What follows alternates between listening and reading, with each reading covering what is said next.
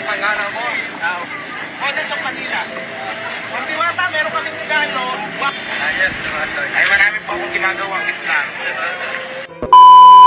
Haring Bangis, anong masasabi mo dito sa parang binastos si Diwata? Sabi kasi nung mga influencer vlogger ay mayroon daw silang alay kay Diwata na lalaki. Ito makikita mo sa video. Ano masasabi mo dyan?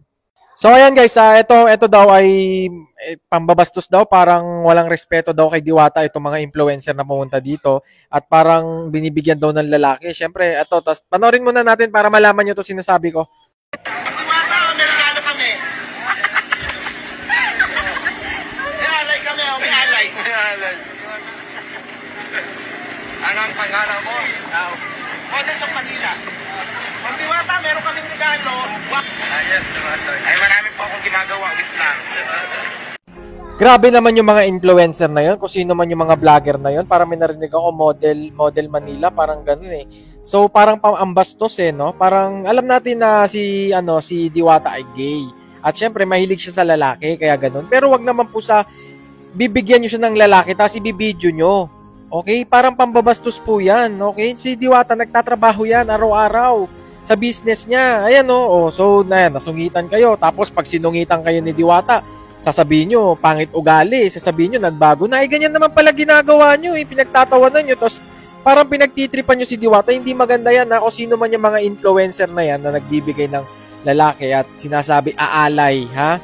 Wag pong ganyan. Sana po respeto pa rin kahit na Alam natin sikat si Diwata kasi kung sakaling masungitan niya kayo, magte-trending kayo eh.